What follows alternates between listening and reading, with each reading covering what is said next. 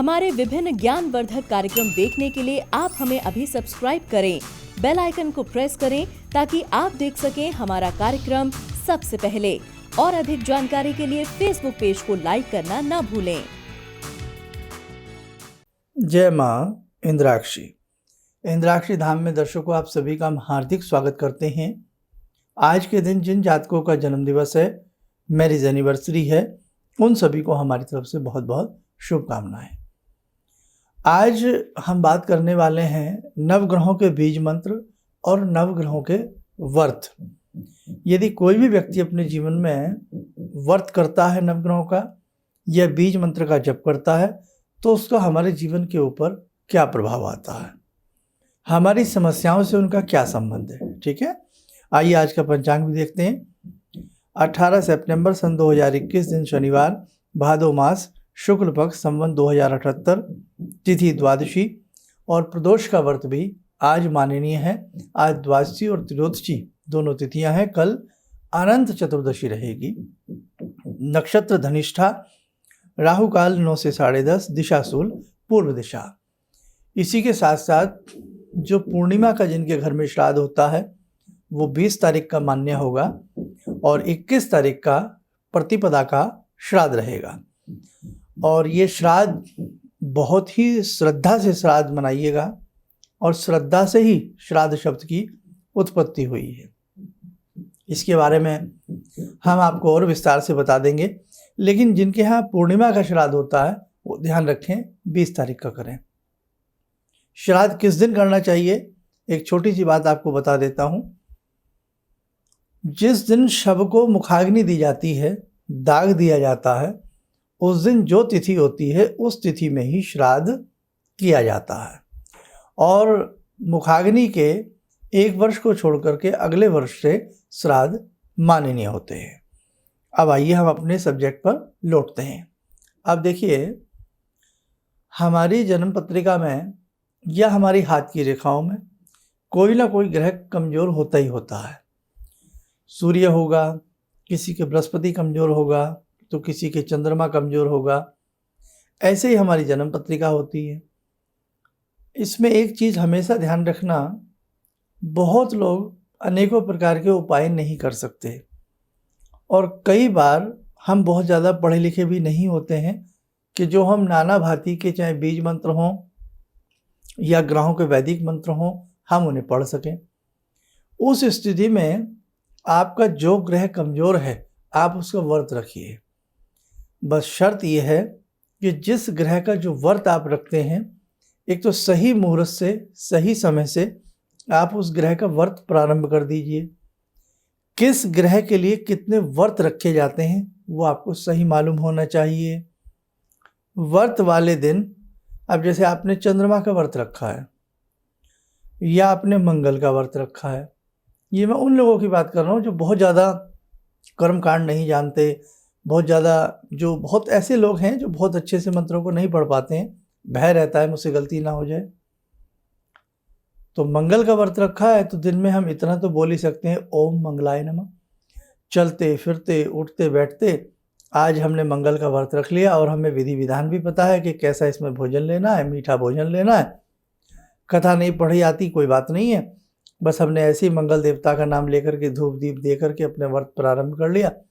दिन में चलते फिरते उठते बैठते ओम मंगलाय नमः बोल लिया, या धूप दीप जलाई ओम मंगलाय नमः का पाठ 5-7 मिनट कर लिया। ये उन लोगों के लिए है जो बहुत ही बेचारे साधारण रूप में भक्ति करते हैं और जिन्हें बीजात्मक मंत्र भी याद हैं या आराम से किसी भी मंत्र को पढ़ सकते हैं।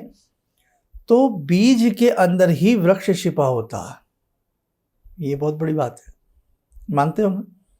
एक छोटा सा बीज है और उसी में एक विशालकाय बेनियान ट्री, बरगद का पेड़ छिपा होता है।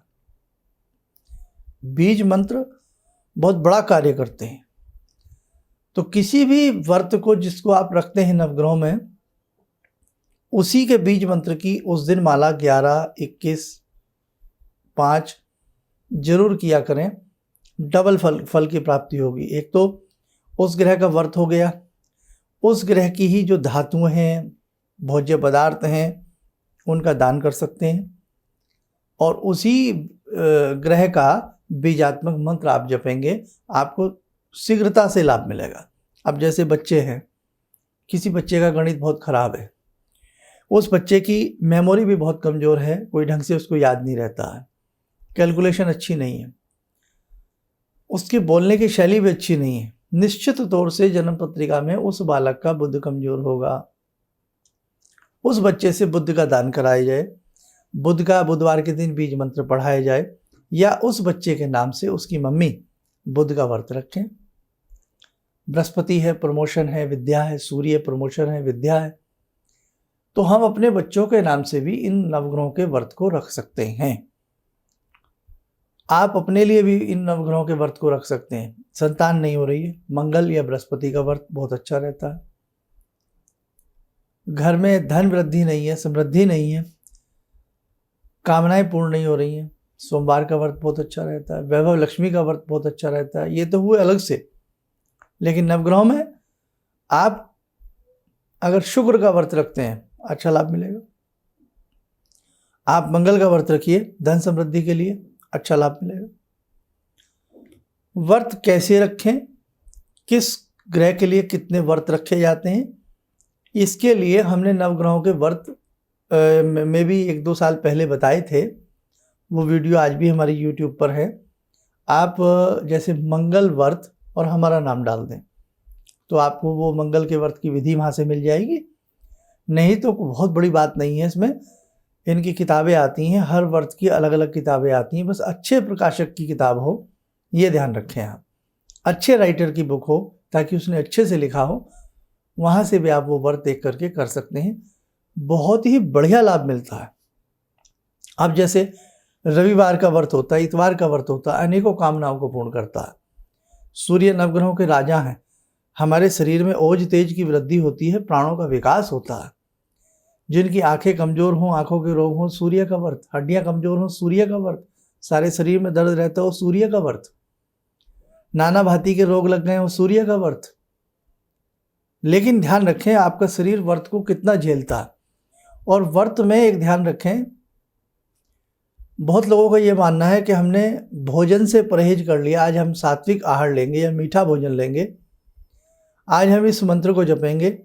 ये व्रत रखना आम बात है, लेकिन व्रत का मतलब होता है व्रत, अपनी इंद्रियों पर पूर्ण रूप से काबू पाना, अपने नेत्रों के ऊपर पूर्ण रूप से काबू पाना, अपनी मन की कल्पनाओं पर, मन की सोच पर पूर्ण रूप से काबू पाना।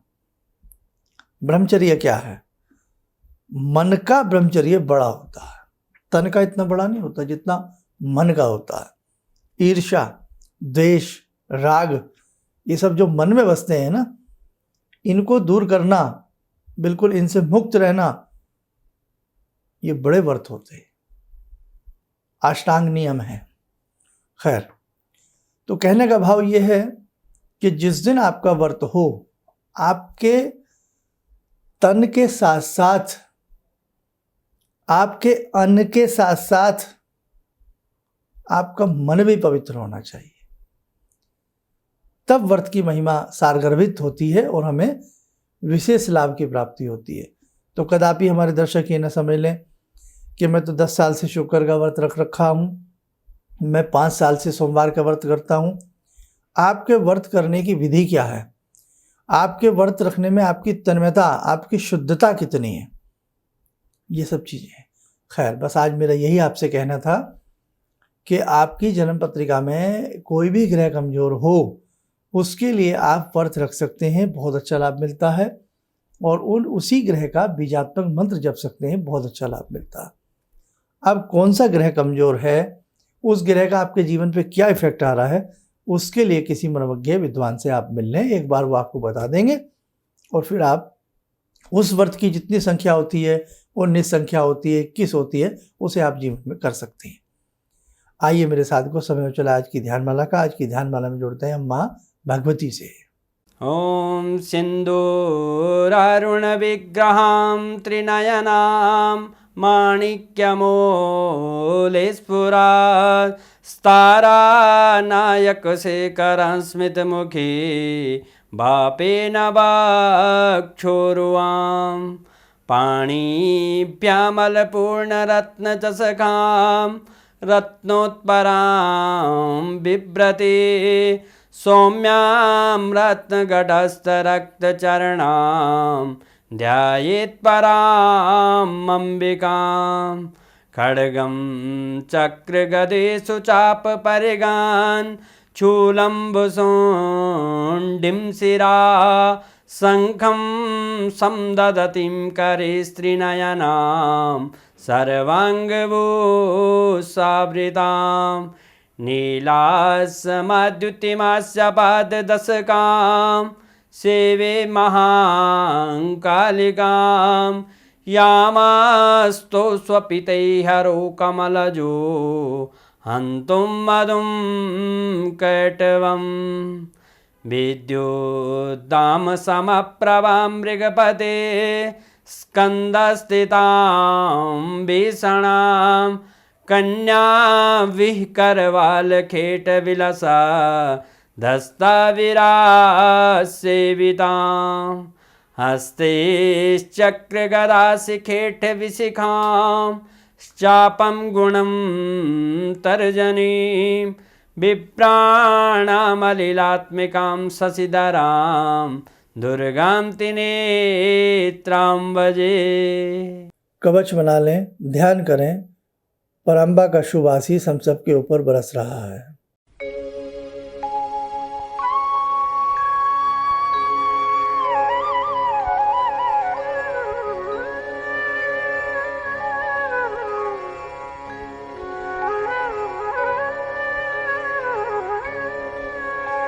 ओम बोलते हुए नेत्र खोलें, सामान्य हो जाएं। देखो मेरे साथियों, हमारे संस्थान में जिनकी भी वैदिक जन्म पत्रिकाएं बनने के लिए आई हुई हैं, हम पूरा प्रयास करते हैं कि सभी की समय पर भेजें, लेकिन कई बार किसी कारणवश किसी साधक की पत्रिका में थोड़ा देर सवेर हो जाती है, तो कृपया आप धैर्य रखें। सभी की पत्रिकाएं जिन जिन की हमारे संस्थान में हैं, शीघ्र से शीघ्र हम भेजने का प्रयास कर रहे हैं। 114 मुखी रुद्राक्ष की बहुत ज़्यादा आप लोगों में डिमांड है, मांग है, तो 114 मुखी रुद्राक्ष की महिमा विशेष होती है।